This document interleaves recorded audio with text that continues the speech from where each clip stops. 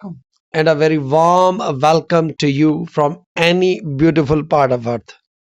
In today's video, we will cover all the important terms, vocabulary used in international relations subject.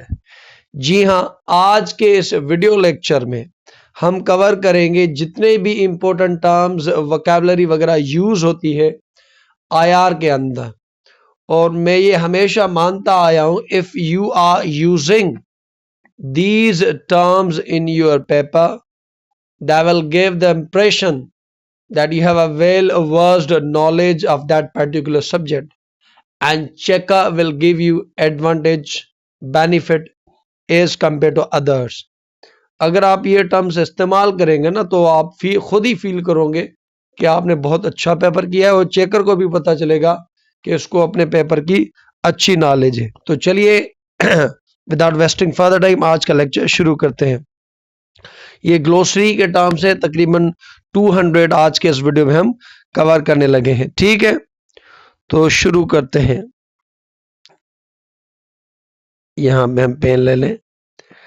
International relation, देखिए international relation क्या है? एक country का दूसरे country के साथ क्या ताल्लुकात हैं, उनको स्टडी करने को कहते हैं इंटरनेशनल रिलेशंस। अब इंडिया और पाकिस्तान के बीच में ताल्लुकात कैसे हैं, वो ख़राब क्यों हैं, ये एक इंटरनेशनल वाला जो बंदा होगा ना, जिसकी डिग्री होगी या जिसकी वो नॉलेज होगी या जिसका वो जो सब्जेक्ट होगा, he will be better to tell you that. तो इंटरनेशनल रिलेशन में हम क्या करते हैं कि एक कंट्री के दूसरे कंट्री के साथ क्या ताल्लुकात हैं हम वो पढ़ते हैं। ठीक है ना। एनआरकी क्या है कि कोई एक सेंट्रल गवर्नमेंट नहीं है एक इंटरनेशनल लेवल पे। आपके मुल्क में एनआरकी नहीं ना, क्योंकि उसको इन्फोर्स, एनआरकी क्या होती है? जब तोड़ फोड़ो, जिसे जो चाहे करे, किसी को आग लगा दे, किसी की चोरी कर दे, जो फुरलट कर दे, तो उसको हम कहते हैं एनआरकी। लेकिन एज सच इंटरनेशनल लेवल पे हमारे मुल्क में नहीं, क्योंकि यहाँ फौज पुलिस वगैरह ये चीज़ें होती है जो उनको मेंटेन कराती हैं। लेकिन इंटरनेशनल लेवल पे एक ऐसी फोर्स नहीं है जो कि इन चीज़ों को इन्फोर्स करे। तभी आईआर में कहा जाता है कि इंटरनेशनल लेवल पे एनआरकी है। और ये ज़्यादातर पर्सपेक्टिव रियलिस्ट जो कि ये कहते हैं कि एनआरकी है, अपना पावर सबसे बढ़ाते जाओ। स्टेट एक पॉलिटिकल एंटिटी होती है जिसकी डिफाइंड टेरिटरी होती है, पॉपुलेशन होती है, गवर्नमेंट होती है और सॉवरेनिटी होती है।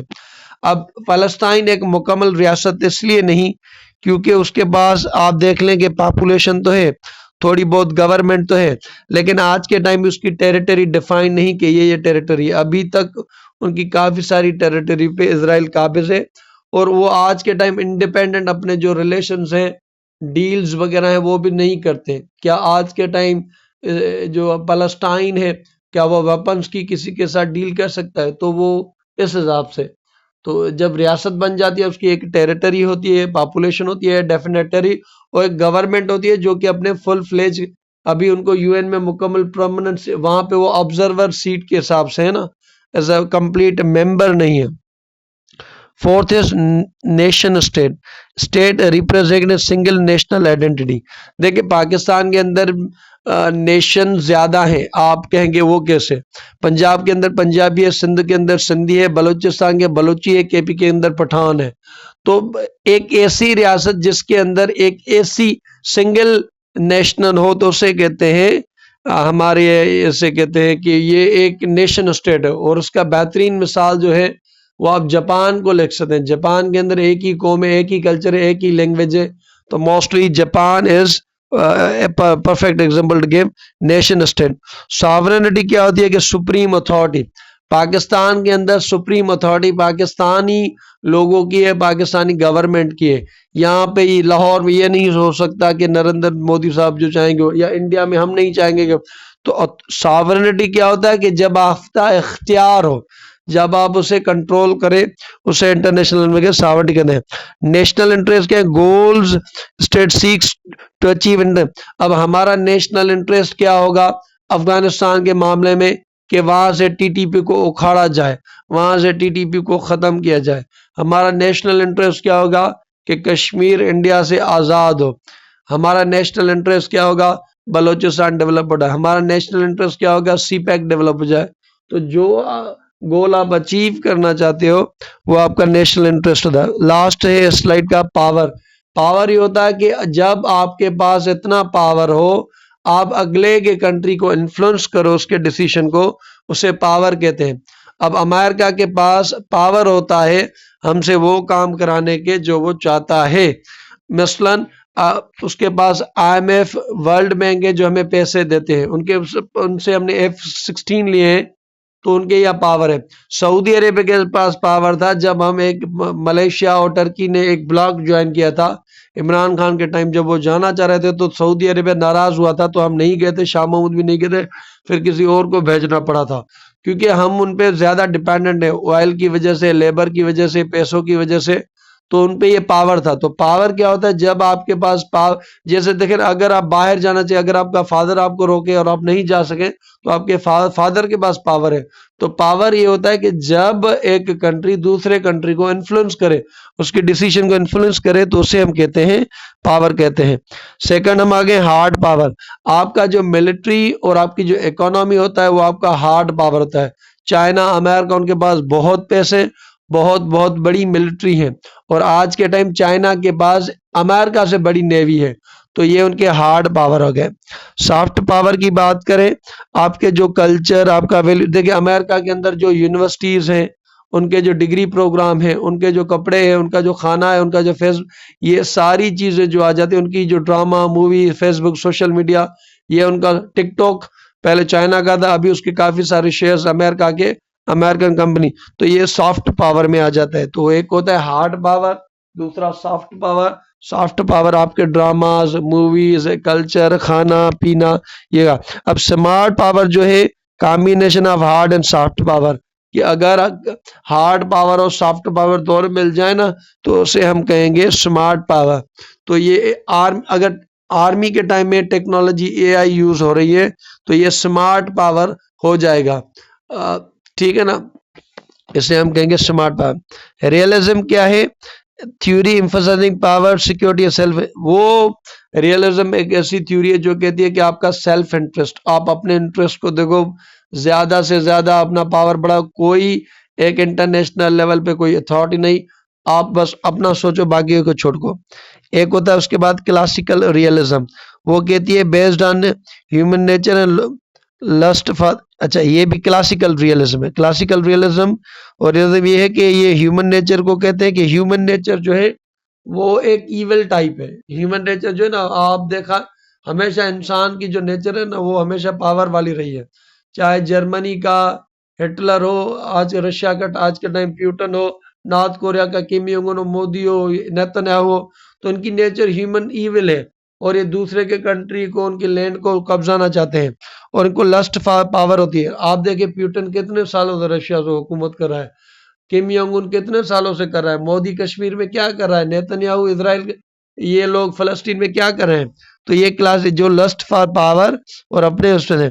नियो रियलिज्म क्या कहते हैं, अच्छा रियलिज्म वाले कहते हैं कि ह्यूमन नेचर वो ये वो कुछ है जिसकी वजह से स्टेट ऐसे भी, अगर नियो रियलिस्ट कहते हैं कि इंसान की नेचर नहीं बल्कि इंटरनेशनल सिस्टम ऐसा है कि कुछ कंट्रीज पावरफुल है, कुछ कम है, या जिस तरह से UN सिक्योरिटी काउंसिल है उनमें के बस लिमिटेड लोगों को पावर है, तो वो कहते वो स्ट्रक्चर को ज्यादा फोकस करते हैं।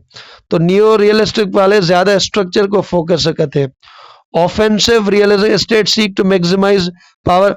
ऑफेंसिव ये है कि अपने आप को पावर सिक्योर करना है, और ऑफेंसिव वाले कभी कभी अटैक भी कर लेते हैं, जैसे इंडिया के जो अजीत डोवाल हैं जो कि इंडिया के अंदर, पाकिस्तान के अंदर यहाँ पे वो कहते हैं कि स्पाई भी रहे हैं और आज के टाइम वो इंडिया के नरेंद्र मोदी के नेशनल सिक्योरिटी एडवाइजर है।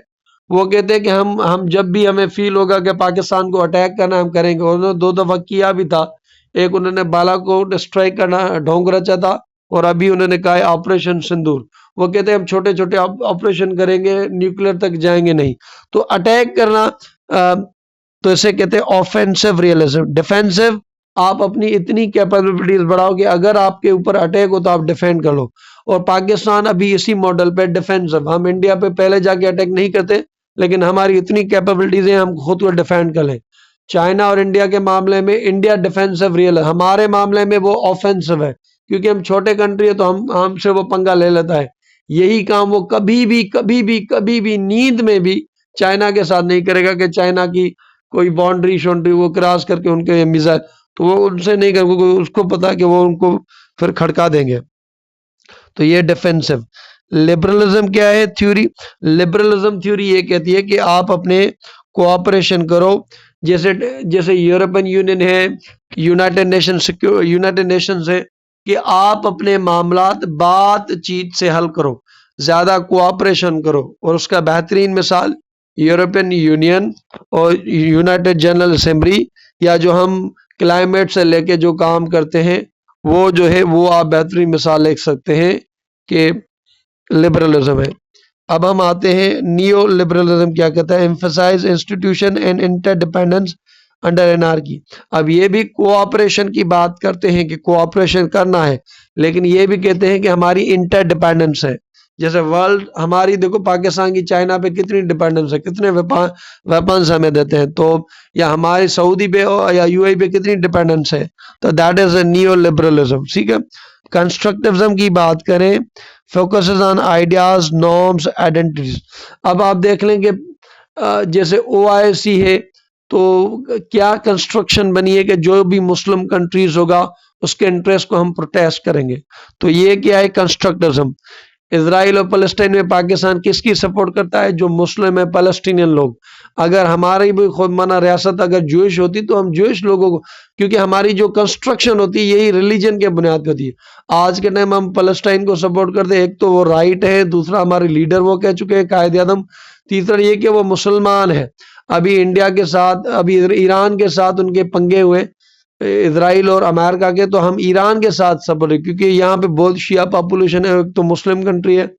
तो कंस्ट्रक्टिविज्म क्या? अभी ईरान के जो वेपन्स है ना, उनको पाकिस्तान इतना, हालांकि हमारा बॉर्डर है, हम इतना मुखालफत नहीं करते या नहीं करेंगे जितना इजराइल करता है, या अमेरिका ने जो B-2 बॉम्बर लाके उनके ईरान के जो न्यूक्लियर फैसिलिटी को अटैक किया। क्योंकि हमारी कंस्ट्रक्शन ये बनी है, और कंस्ट्रक्टर एनालाइज करता है कि वो जो वेपन्स हैं, वो वेपन्स हमारे लिए नहीं है ईरान के, वो तो इजराइल के लिए, क्योंकि उनका उनसे मसला है। तो ये होता है कंस्ट्रक्ट, या हमने जो वेपन्स बनाए कि उनका, हमारा तो बॉर्डर अफगानिस्तान से भी है, चाइना से भी है, ईरान से, तो हमारे वेपन से चाइना को खतरा नहीं, क्योंकि क्या कंस्ट्रक्टिविज्म बना है, क्या उसको हम कंस्ट्रक्टिव के लेते कि ये वेपन्स चाइना के खिलाफ कभी इस्तेमाल लेंगे, ईरान के खिलाफ ये होंगे तो इंडिया के खिलाफ। ये होता है। मार्क्सिज्म ये कहता है एक्सप्लेन आया थ्रो क्लास स्ट्रगल। आपको पता है कि एक रिच क्लास है, जैसे कैपिटलिस्ट, जैसे बोर्जियोसी भी कहा है कार्ल मार्क्स ने, और दूसरे होते हैं जो कि एक्सप्लॉइटेड क्लास होते हैं, जिन्हें उन्हें प्रोलेटरिएट भी कहा है। डिपेंडेंस थ्योरी क्या कहती है? Poor states remain dependent on the rich one.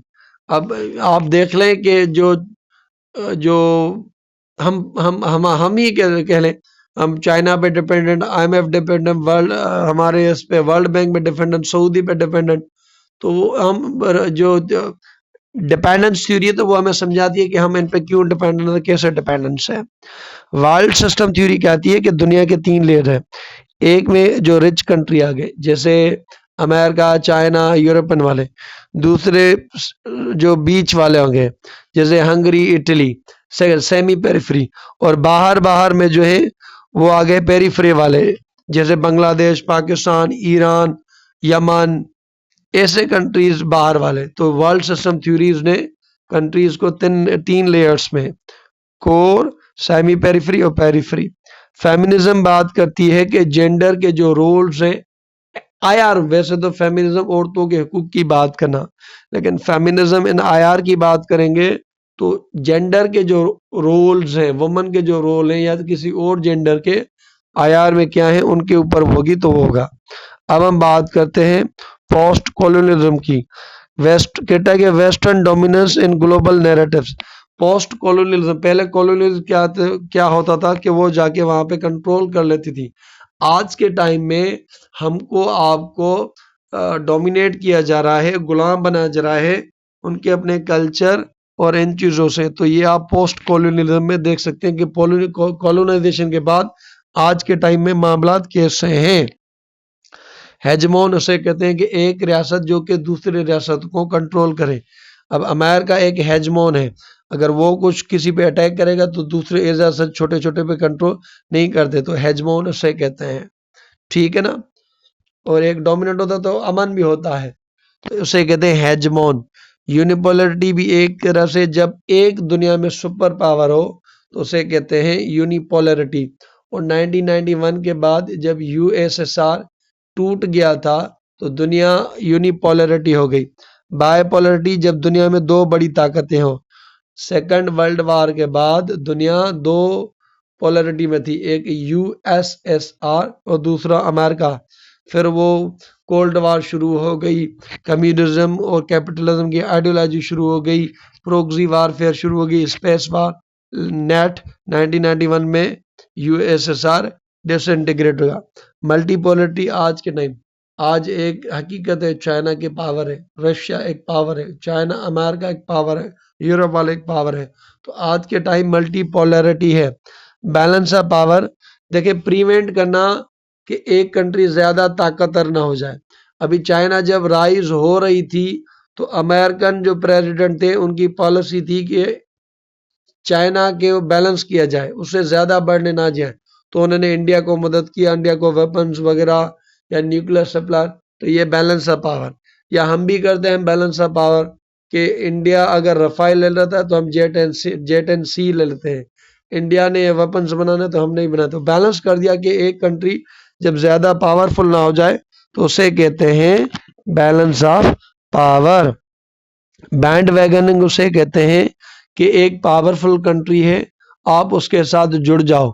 जैसे एक बड़ा भाई है, गैंग लीडर है, तो छोटे छोटे जो हैं वो उसके साथ चढ़ जाए, तो ये बैंड वैगन। अब यूनिवर्सिटी में एक बदमाश बच्चा है तो को और कहेगा भाई मैं अगर इससे बदमाश से दूर हुआ तो लोग मुझे चित्रोल कर देंगे, तो वो उससे ही दोस्ती कर लेगा। अब हम क्या है कि कभी अमेरिका के दोस्त हैं, कभी चाइना के दोस्त हैं, इस लिहाज के कि जो बड़े कंट्री है दूसरे कंट्री हमारे ऊपर अटैक ना करेंगे। तो बैंड वैगनिंग इसे कहते हैं कि जब कोई छोटा कंट्री किसी बड़े कंट्री के साथ दोस्ती कर ले अपने फायदे में, तो वो बैंड वैगन होगा। बग पासिंग, भाई तुम देखो बग पासिंग के तुम्हारी रिस्पॉन्सिबिलिटी है, तुम देख लो। अभी यूक्रेन के मामले में ट्रम्प ने क्या कहा था कि भाई ये तुम्हारा मसला है, तुम देखो। यूरोप वाला मसला है, तुम देखो। फ्रांस कहेगा जर्मनी को, जर्मनी के तो बग पासिंग।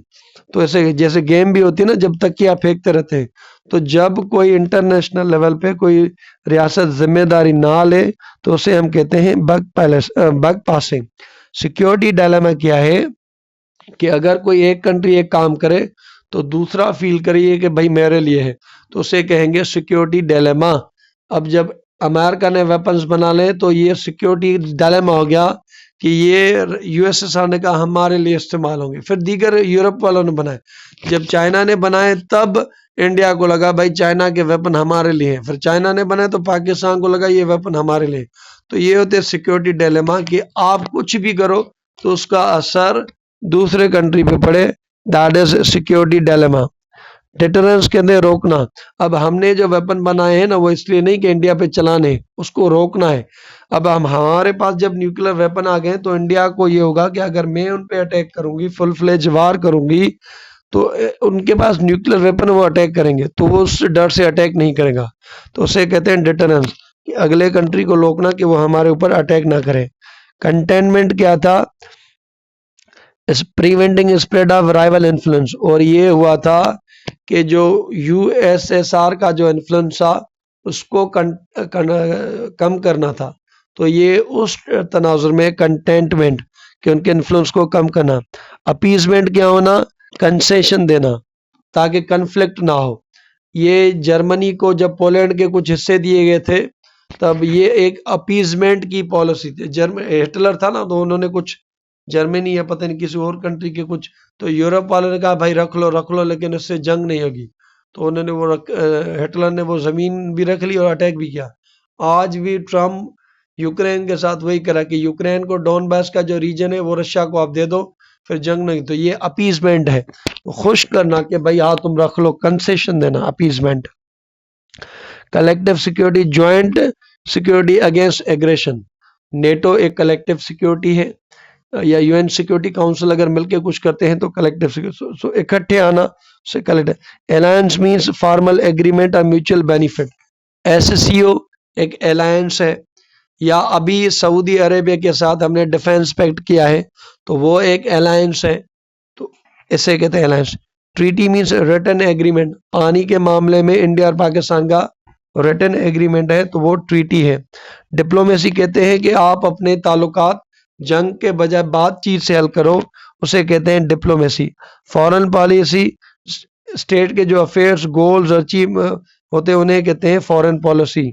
जियोपॉलिटिक्स की अगरचे हम बात करें, influence of geography on politics. अब हम देखें हमारे यहाँ भी जियोपॉलिटिक्स होती है। हमारे करीब कौन है? अफगानिस्तान। और इंडिया क्यों तालिबान से दोस्ती करना चाहता है? क्योंकि इंडिया का पाकिस्तान से बॉर्डर लगता है, तो उसी लोकेशन को वो यूज करा है, दैट इज जियोपॉलिटिक्स। हमने सी पैक बनाया और ग्वादर पोर्ट बनाया, उसे काउंटर करने के लिए, उसके इन्फ्लुएंस को कम करने के लिए इंडिया हमारी ही लोकेशन के अंदर जो मौजूद है ईरान, तो उन्होंने चाबहार बनाया। तो जब लोकेशन का आपकी पॉलिटिक्स में अमल दखल हो उसे कहते हैं जियो पॉलिटिक्स। जियो स्ट्रेटजी क्या है? स्ट्रेटेजिक यूज ऑफ ज्योग्राफी, आप अपनी ज्योग्राफी का इस्तेमाल करें, उसे कहते हैं जियो स्ट्रेटजी। अब आप इसका बेहतरीन मिसाल आप ये देख लें कि जो इंडो पैसिफिक है वहां से कितना ट्रेड वगैरह इस्तेमाल होता है, तो उसमें अमेरिका भी आ जाता है, इंडिया भी आ जाता है, उन्हें क्वाड वगैरह, तो इस लोकेशन को वो इस्तेमाल कर रहे हैं अपनी पॉलिसी में, तो that is Jio strategy. International law, देखिए कंट्री टू कंट्री मामलात हल करने के लिए, उनको रेगुलेट करने के लिए जो लॉ मौजूद है उसे कहते हैं इंटरनेशनल लॉ। अगर इंडिया और पाकिस्तान में मसला हो गया तो उसे हल करने के लिए इंटरनेशनल लॉ होगा। अभी ये कुलभूषण यादव के मामले पे हम दोनों कंट्रीज कोर्ट में भी गए थे, तो जब हम लीगल रूल्स की बात करें गवर्निंग, तो उसे कहेंगे इंटरनेशनल। कस्टमरी इंटरनेशनल लॉ की बात करें, प्रैक्टिस एक्सेप्टेड। देखिए एक ऐसी प्रैक्टिस जो जिसके ऊपर रिटन एग्रीमेंट ना हो लेकिन रियासतें करें तो उसे कहते हैं कस्टमरी प्रैक्टिस। जैसे अगर कोई नया एम्बेसडर आता है तो वो उस कंट्री के सदर के पास जाता है और अपने सर्टिफिकेट, क्रीडेंशियल वगैरह उसे दिखाते हुए, एक कस्टमरी प्रैक्टिस है। जैसे human rights, universal right, right to life, right to property, right to live, right to express, ये ह्यूमन राइट्स हैं। इंटरवेंशन करना, दूसरे कंट्री के मामलात में इंटरफेयर करना, जैसे 1971 ने इंडिया ने किया था मुक्ति बाहिनी को सपोर्ट करने, तो ये इंटरफेयर के इंडिया ने हमारे मामलात में इंटरफेयर किया। ह्यूमैनिटेरियन इंटरवेंशन, अच्छा इंटरनेशनल लॉ कहता है कि आप किसी के कंट्री में जाके अटैक कर सकते हो या मुदाखलत कर सकते हो जब आपको लगे कि वहां पे इंसानों पे जुल्म हो रहा है, तो इंसानी बुनियादों पे आप ह्यूमैनिटेरियन इंटरवेंशन कर सकते हो। R2P इसका फुल फॉर्म है responsibility to protect, duty to protect from crimes. जैसे गजा के अंदर लोग मर रहे थे, हमने तो नहीं किया, लेकिन कंट्री की जिम्मेदारी थी कि वहां पे लोगों को बचाए, तो उसे कहते हैं R2P रेस्पॉन्सिबिलिटी टू प्रोटेक्ट। आगे है non intervention, respect for the state's sovereignty, कि आपने उसके अंदर अमल दखल नहीं करना, तो उसे कहते हैं नॉन इंटरफेरेंस। ग्लोबल गवर्नेंस के दुनिया को इकट्ठे चलाएं, अभी तक कोई नहीं चला, मैनेजिंग ग्लोबल अफेयर्स कलेक्टिवली, लेकिन आज के टाइम में सच नहीं, कोई यूएन वगैरह है लेकिन वो इतनी इफेक्टिव नहीं। हाँ यूरोपियन यूनियन एक बेहतरीन है लेकिन वो पूरा ग्लोब तो नहीं है ना। मल्टीलेटरलिज्म, कोऑपरेशन अमंग स्टेट, आज के टाइम मल्टीलेटरलिज्म है बहुत सारा, यूरोप का चाइना के साथ, चाइना का अमेरिका के साथ, अमेरिका का ईयू के साथ, रशिया के साथ, तो ये इसे कहेंगे मल्टीलेटरलिज्म की आज के टाइम जो कोऑपरेशन है वो सब में है। और बायलेटरम, दो कंट्री के ताल्लुकात जो हम बात करेंगे, जैसे इंडिया और पाकिस्तान या चाइना और इंडिया, तो जब दो कंट्री के बीच में होगा that is bilateralism. Unilateral acting alone in foreign policy, अब आप ट्रम्प का देख लें कि यूनिलेटरलिज्म, जिसको चाह रहा है वो टैरिफ लगा रहा है, जिसको चाह रहा है बेनिफिट दे रहा है, जिसको चाह रहा है ठोक रहा है, तो दैट इज यूनिलैटरलिज्म, ठीक है ना। रीजनलिज्म, अपने रीजन, आसियान ये उनके रीजन के कुछ कंट्रीज है, या जो सार्क था ये इस रीजन का था, या ईयू जो यूरोपियन यूनियन रीजन में। तो जब रीजन की बात करेंगे that will be regionalism. Globalization, increasing global आज के टाइम इंटरनेट के थ्रू पूरी दुनिया से आप कनेक्टेड हो, तो that is globalization. Interdependence, mutual reliance कि ठीक है ना, जैसे आप अब देख लें पाकिस्तान और चाइना, कॉम्प्लेक्स इंटरडिपेंडेंस, ये multiple channels of interacting without force. EU जो होगा वो कॉम्प्लेक्स इंटरडिपेंडेंस होगा, तो उस पे कितने लोग डिपेंड है, या बीआरआई के बाद चाइना पे कितने लोग डिपेंडेंट है, उनके जो बेल्ट एंड रोड इनिशिएटिव है, तो उसे हम कहेंगे that is complex dependent. Trade liberalization, removal of trade barriers.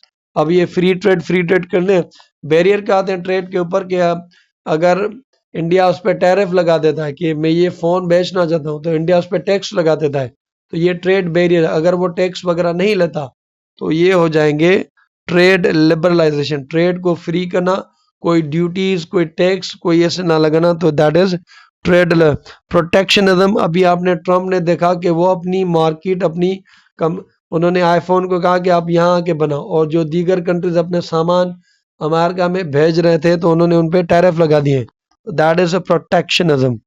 Economic sanction की बात करें, पेनल्टीज, ये खास करके ट्रम्प वगैरह करते रहते हैं, जब उन्होंने रशिया के ऊपर लगाए थे।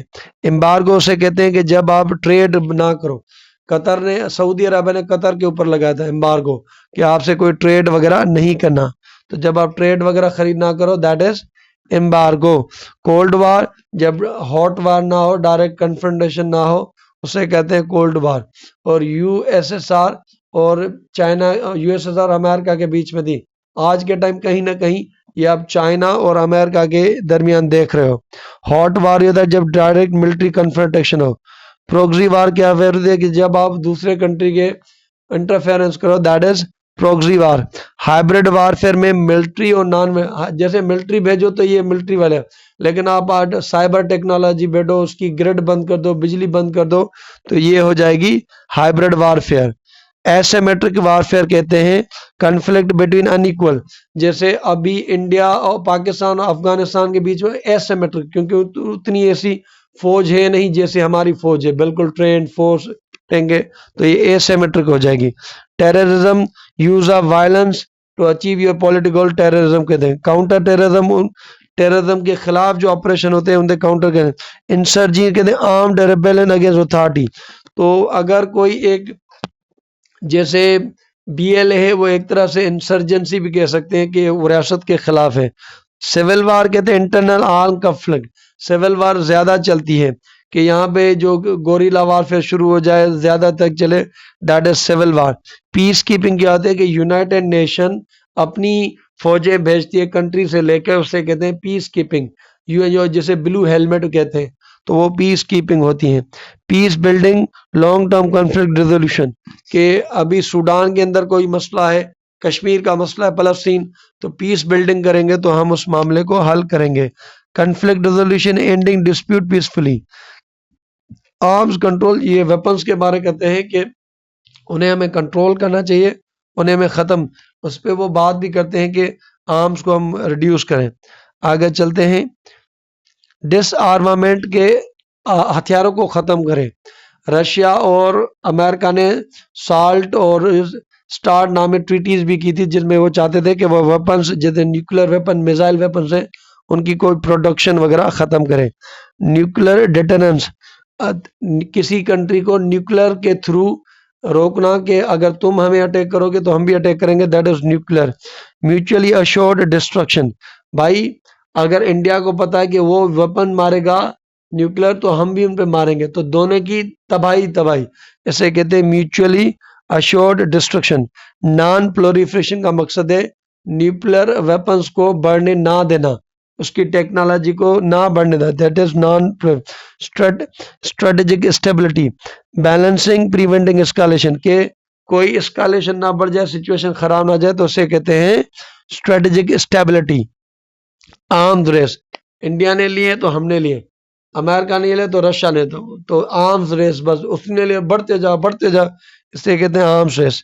मिलिट्री इंडस्ट्रियल कॉम्प्लेक्स, ठीक है, मिलिट्री और इंडस्ट्री, पाकिस्तान के अंदर भी एक इंडस्ट्री है जो मिलिट्री चलाती है, बनाती है, मिलिट्री हैवी इंडस्ट्री टेक्सिला, या हमारे यहाँ एक कंपनी है जो जहाज हमारे बनाती है JF-17, कामरा में उनका बेस है, कामरा एरोनॉटिकल्स। आगे चलते हैं, हमारा यूनाइटेड नेशन एक इंस्टीट्यूशन है जो कि दुनिया के सारे कंट्रीज उसमें मेंबर होते हैं, और वो कोई रेजोल्यूशन कानून वगैरह पास करना तो करते हैं, लेकिन वो इतना एज सच इफेक्टिव नहीं, क्योंकि उसके अंदर जो ये P5 परमानेंट 5 है उनकी ज़्यादा चलती है। UN security council, United nation security council, उसके 5 परमानेंट मेंबर हैं, अमेरिका, रशिया, चाइना, UK और US। तो इनके पास वीटो भी होता है, जो चाहे वो कर लें, वीटो पावर इनके पास होता है। अगर 4 कंट्री चाहे कि ये होना चाहिए और एक उससे कहे कि नहीं, तो ये वीटो पावर कहते हैं। तो कोई रेजोल्यूशन, कोई मैकेनिज्म होता है, अगर एक कंट्री पर ना कर दे तो ये सारा ना हो जाएगा। नेटो कहते हैं नॉर्थ एटलांटिक ट्रीटी ऑर्गेनाइजेशन, ये USSR को कर्टेल करने के लिए बना था।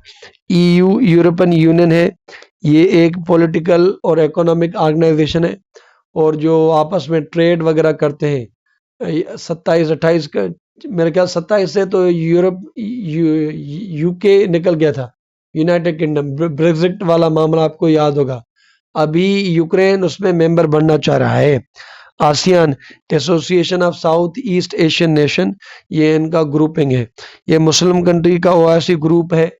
ऑर्गेनाइजेशन ऑफ इस्लामिक कोऑपरेशन, पहले कॉन्फ्रेंस था, अब कोऑपरेशन है।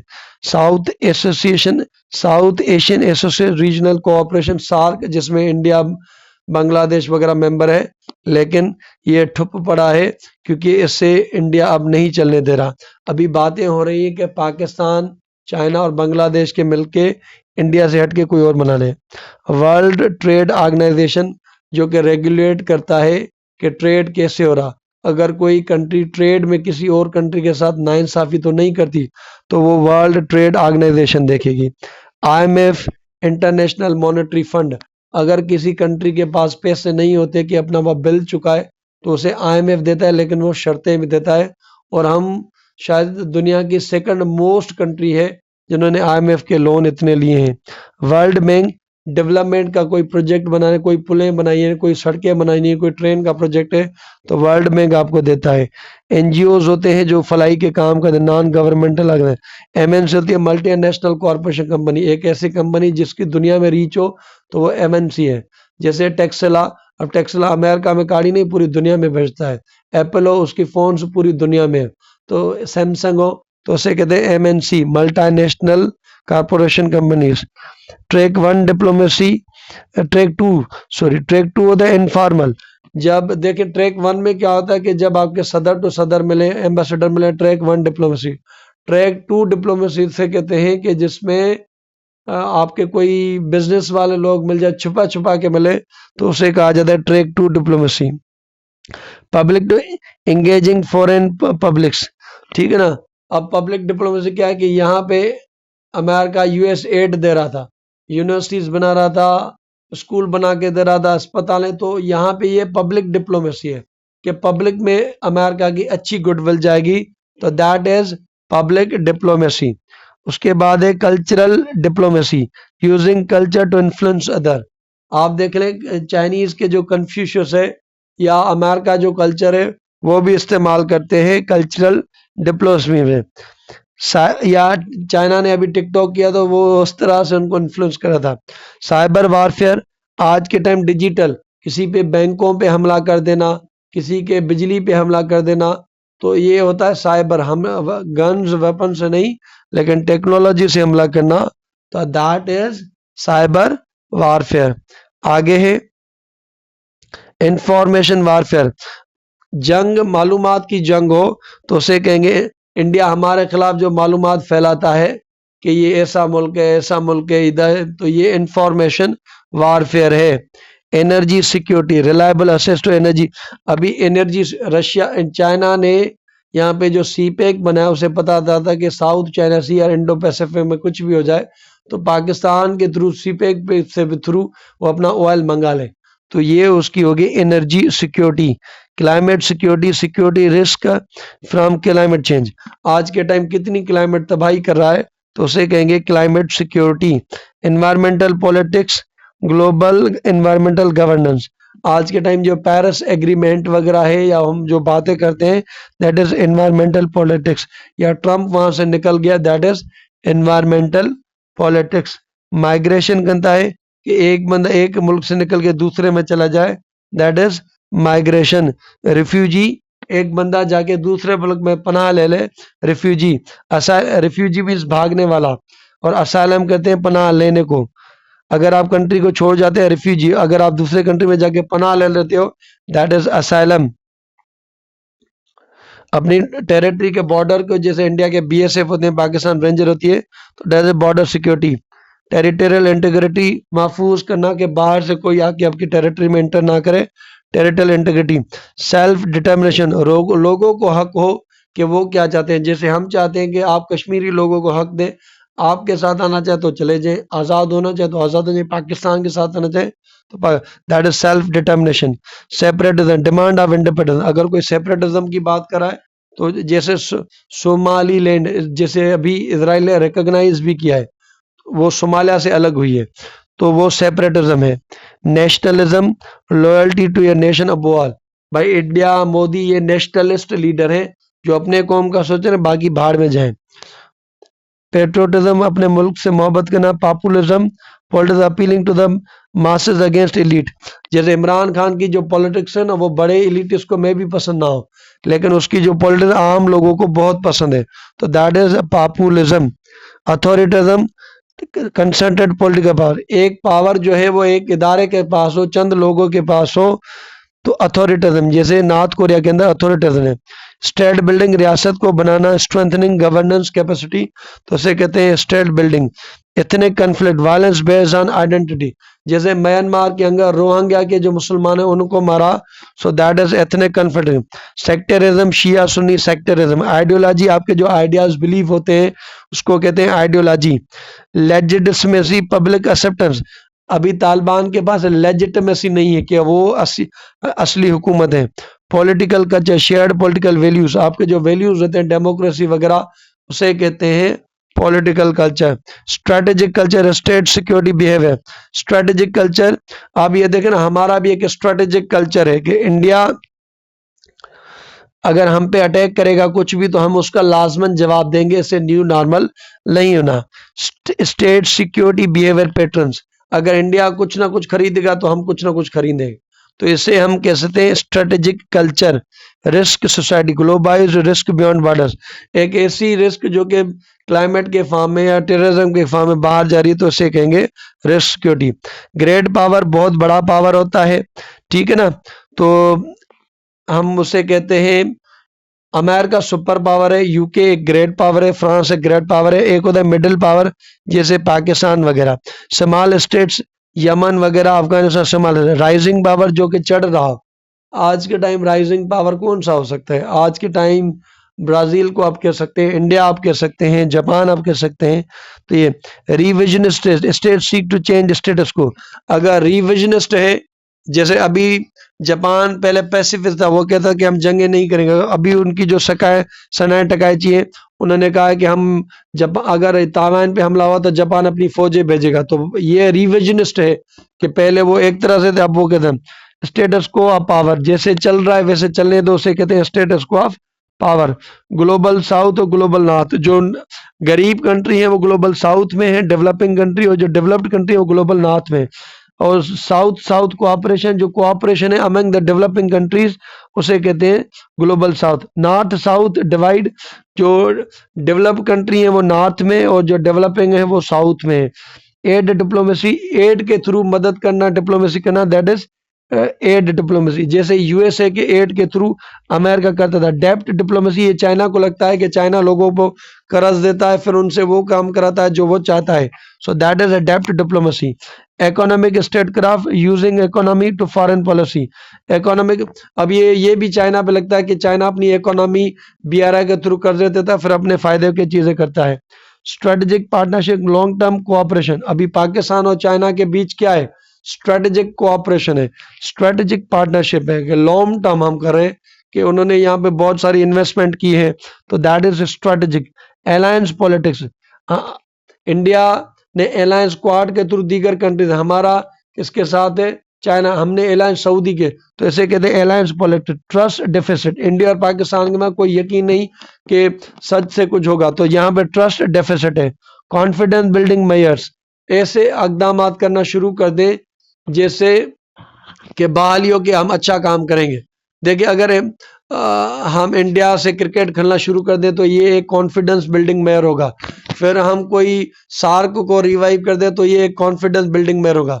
तो बड़ी डेवलपमेंट से पहले छोटी छोटी जो मुलाकातें वगैरह होगी, that is confidence building mayor.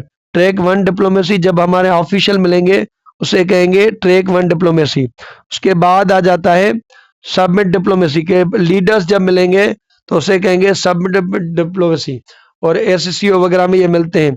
Shuttle diplomacy, mediator travel between, अभी एक मीडिएटर आया कतर से आया, कभी वो अफगान तालिबान के पास गया, कभी हमारे पास आ गया, जैसे अभी टर्की वाले आए थे, तो उसे कहते हैं शटल। जैसे शटल को कभी उधर जाती है, कभी उधर जाती है, कभी उधर जाती है। तो अगर कोई मीडिएटर सऊदी वाले आए, पहले इंडिया के पास है, फिर पाकिस्तान, फिर इंडिया, तो उसे कहेंगे शटल डिप्लोमेसी। मीडिएशन करना थर्ड पार्टी है जी। हाँ, जैसे अभी अफगानिस्तान पाकिस्तान के मामला जब खराब हुए तो कतर और टर्की ने मीडिएट किया था। आर्बिट्रेशन, हमारे बीच में जब मसला हुआ था पानी का, तो वर्ल्ड बैंक ने हमारे बीच में फैसला किया था, तो उसे कहते हैं arbitration. Adjudication, court based dispute, court में अगर कोई मसला होगा तो उसे हम कहेंगे adjudication. International court of justice, ये एक ऑर्गन है जो हमारे कंट्रीज के जो मसले हैं वो उनको हल कर देता है। आईसीसी क्या करते हैं, प्रोसिक्यूट, अगर कोई क्रिमिनल है, जैसे नेतन्याहू जैसा क्रिमिनल है, तो उसे हम प्रोसिक्यूट करेंगे। जल्दी अब खत्म होने वाला है, थोड़ा ही बहुत बचा है, 5-10 मिनट में, ठीक है।